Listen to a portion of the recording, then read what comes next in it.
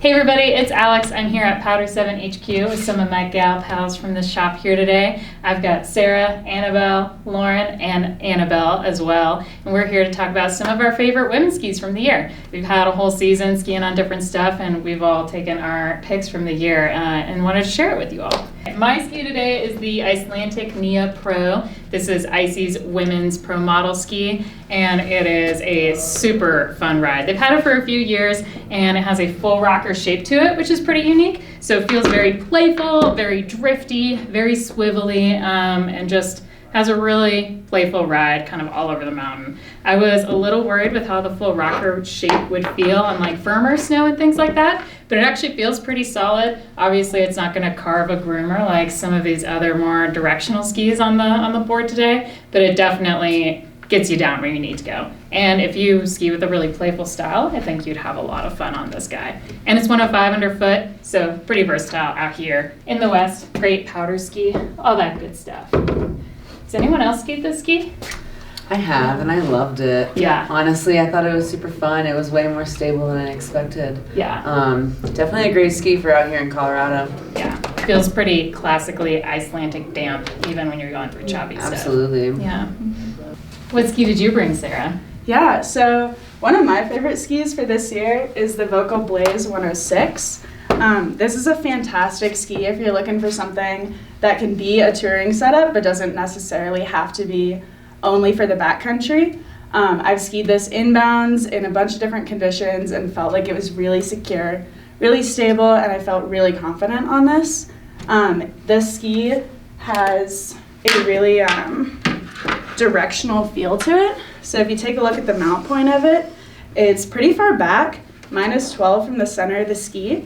So you definitely get a lot of good control on it, and I feel like I can really have a forward stance and drive those shovels forward. But with these wide tips, it floats amazingly in powder. Even on like deep storm days, it performs really, really well. Yeah, great all-around ski. Super fun on big mountain chargy days. Yeah, I was skiing with you at Wolf Creek during that super deep day, and you were floating so well on them, even though they're 106. It's awesome. Packs a bang. Yeah, I felt like on the really the heavy snow day too, like you were just up and over it, which is really nice. For some of us, we're sinking a little bit and struggling in the damper snow. So totally. For a 106 underfoot, it really handles powder super well, but it's stiff enough that for cruddy or like crusty snow, it can push right through that too. So I think it's great all around. Sick. Who's next? I can take the wheel from there. So my favorite ski of this season was the Salomon QST Lumen 98. My season started a little bit later than most people's. I had ACL surgery last year, so I wasn't cleared to ski until February. So I kind of got thrown into one of the deepest kind of snow seasons that Colorado's had in a while, along with some other things. So I started off in some wider skis, generally like a 102 to 106, but I kind of was having an issue getting on edge on the groomers and stuff. So I tried to pare down to 98, and I had just so much fun on it.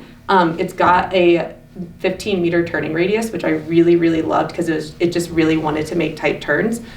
Generally, I find myself a little bit more chargy of a skier, but not this year. So I was trying to keep my speed down, and that turning radius really helped. It didn't wear me out too much taking a lot of turns. So I think it is a great ski for like that kind of intermediate, but still has a high kind of top level as well.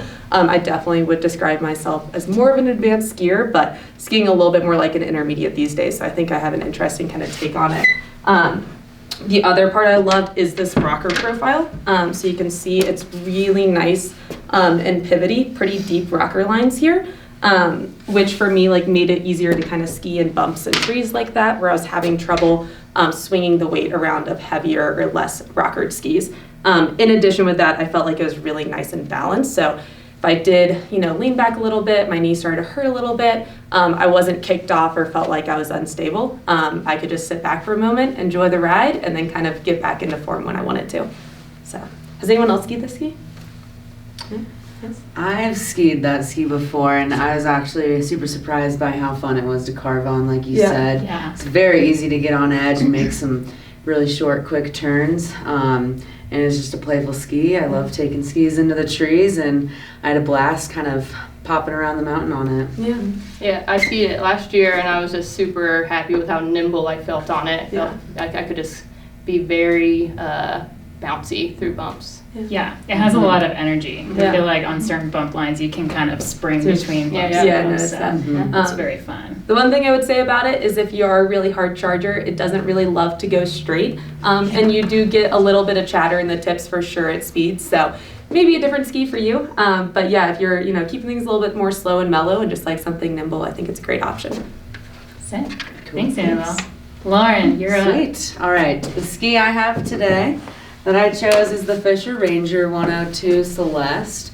I was extremely surprised by how much I loved this ski. Is like on the lighter weight side and the stiffer side, which typically I like a very playful soft ski. But I felt like I could take this ski anywhere on the mountain. I skied it for a week straight at Taos just because I couldn't get enough of it. Started off the week in some hard packed conditions. I could take it on groomed runs. I could rip down the mountain on it. I could make quick tight turns to the trees. And later in the week when we got lots of snow, it still was able to float in some powder. I am not a bump skier by any means, and this ski definitely made me feel like really confident in the bumps. It was just super easy to maneuver, and I think just by the ski's profile, that it kind of helped. It has a pretty deep tip rocker on the ski, and a little bit of that rocker on the tail, which kind of made it a little bit easier to kind of pivot around the mountain. And I could ski it all day. It didn't make my legs tired, and it was a lot of fun. Yeah, I love that ski. It's super quick. Yeah. Oh, you've spent a lot of time on it too, I right? love this ski. That's one of my favorites for tree skiing because the 102 is enough that, or small enough that you can really get in tight little spaces. Yeah. But it floats on everything and it's just so nimble. Absolutely, yeah.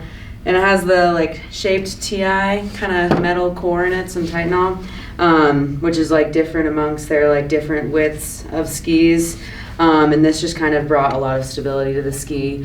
It was only like a little bit chattery, but that wasn't an issue. Like that was only like going really fast on like the groomed runs. But other than that, I'd recommend it for like any intermediate to advanced skier. All right. And the only one with the 2024 ski here today. Yeah, I have K2's new Mindbender 106C. They definitely changed the profile on this compared to last season's. You can see it definitely has a lot more rocker in the tail. It's going to be much more stable than the 2023 version as well. They added some flax underfoot, and it's just going to feel much more stable. You get much more confidence opening up on some bigger faces.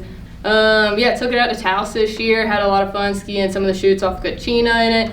Definitely had to, be pretty focused and intentional with my edges, but it does really well. Even was surprised, about how great it surfed in some deeper snow. It is only 106 underfoot, but definitely, still wide enough to stay afloat. And kind of just have a lot of fun pivoting through some of that deeper snow conditions. Sweet. Yeah. You're a pretty stompy person. Do you like taking it off of drops Yeah, and I stuff? feel like it, honestly, compared to last year's too, feels it has so much more of a stable landing platform, and it has to be the flax added through it. I just feel way more confident kind of stomping landings.